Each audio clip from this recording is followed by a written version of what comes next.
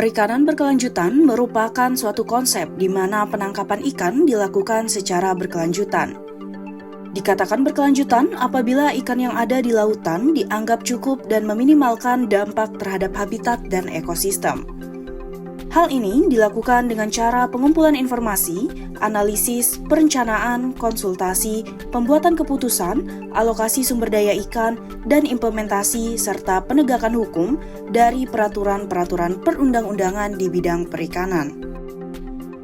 Dari bidang studi ini telah dirumuskan berbagai strategi untuk memastikan keberlanjutan dalam sektor perikanan, seperti menggunakan teknik penangkapan ikan yang ramah lingkungan, menetapkan kuota penangkapan ikan individu, melarang dan memberantas penangkapan ikan yang destruktif dan ilegal, mendirikan kawasan perlindungan, memulihkan kembali ekosistem yang sudah rusak, mempertimbangkan eksternalitas yang dipicu oleh penangkapan ikan yang berlebih, mendidik nelayan dan publik pada umumnya, serta mengembangkan program sertifikasi yang independen.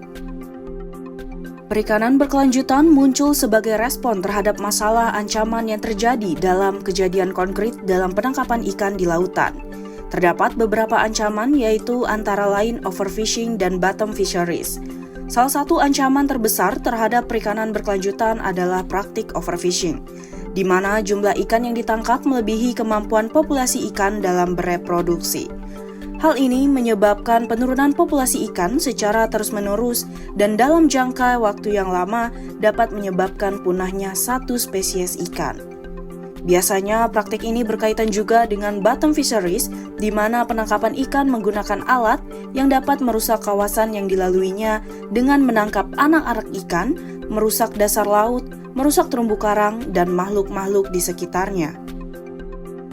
Ancaman yang kedua yaitu illegal, unreported, and unregulated, yang dimana merupakan praktik perikanan ilegal, tidak dilaporkan, dan tidak diatur yang dapat merusak populasi ikan dan merugikan upaya perikanan berkelanjutan. IUU juga dapat diartikan sebagai kegiatan perikanan yang tidak sah, tidak dilaporkan pada institusi pengelola perikanan yang berwenang, dan kegiatan perikanan yang belum diatur dalam peraturan yang ada. IUU fishing dapat terjadi di semua kegiatan penangkapan perikanan tanpa tergantung lokasi, target spesies, alat tangkap yang digunakan, serta intensitas eksploitasi, baik pada skala kecil maupun industri, di zona yurisdiksi nasional maupun internasional. Model pengelolaan sumber daya perikanan berkelanjutan dapat dilakukan dengan beberapa cara. Yang pertama yaitu dengan open access, yang dimana merupakan model pengelolaan sumber daya perikanan tanpa adanya aturan dan pengendalian terhadap aktivitas eksploitasi.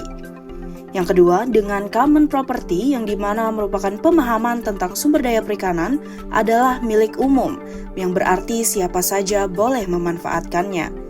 Cara yang ketiga yaitu dengan private property, yang dimana tanggung jawab pengelolaan sumber daya perikanan diserahkan kepada individu atau swasta. Selanjutnya yang keempat dengan cara state property, yang dimana tanggung jawab pengelolaan sumber daya perikanan sepenuhnya dipegang oleh pemerintah baik pusat maupun lokal. Kemudian yang terakhir adalah dengan co-management, yang dimana tanggung jawab pengelolaan sumber daya perikanan dipegang oleh pemerintah, bekerja sama dengan kelompok stakeholder. Jadi dalam co-management bentuk pengelolaan sumber daya alam berupa gabungan dari dua pendekatan utama, yaitu pengelolaan yang dilakukan oleh pemerintah atau government centralized management, dan pengelolaan yang dilakukan oleh masyarakat atau community based management. Pentingnya penerapan model pengelolaan sumber daya perikanan berkelanjutan dapat menjaga kelestarian sumber daya perikanan dengan cara memastikan bahwa sumber daya ikan tersedia untuk generasi sekarang dan yang akan datang. Dengan kata lain, populasi ikan di laut harus dijaga agar tidak menurun akibat praktik penangkapan ikan yang dilakukan oleh manusia. Kemudian meningkatkan pendapatan nelayan dengan cara memastikan bahwa nelayan mendapatkan keuntungan yang adil dari hasil tangkapan mereka. Selanjutnya, melestarikan ekosistem laut dengan cara memastikan bahwa kegiatan penangkapan ikan tidak merusak habitat laut dan spesies lainnya. Pendekatan bioekonomi pengelolaan sumber daya perikanan berkelanjutan dapat diterapkan dalam kajian pengelolaan sumber daya hayati dengan memasukkan filosofi dan konsep ekonomi untuk optimalisasi benefit. Bidang perikanan termasuk bidang yang paling banyak menggunakan ilmu bioekonomi. Kompleksitas sumber daya perikanan menyebabkan perlunya pengembangan model yang diperlukan sebagai pendekatan dalam pembuatan kebijakan, termasuk dengan menggunakan pendekatan bioekonomi.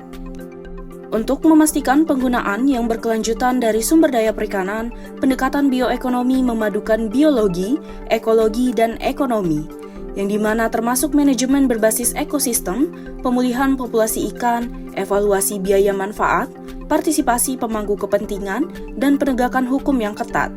Metode ini bertujuan untuk mempertahankan lingkungan laut, mempertahankan sumber daya, dan menghasilkan keuntungan ekonomi bagi masyarakat.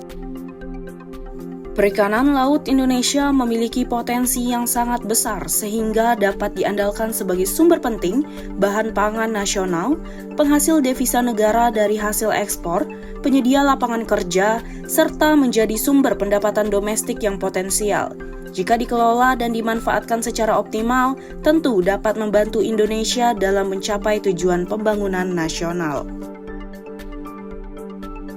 Mengenai perikanan berkelanjutan, tentunya diatur dalam hukum nasional maupun hukum internasional, yaitu dalam Undang-Undang Dasar Negara Republik Indonesia tahun 1945, Undang-Undang Nomor 32 Tahun 2004 tentang Pemerintahan Daerah, Undang-Undang Nomor 45 Tahun 2009 tentang Perubahan Undang-Undang Nomor 31 Tahun 2004, Peraturan Menteri Kelautan dan Perikanan Nomor 48 Garing Permen Garing KP Garing 2020 serta Pasal 24 Unclos tahun 1982.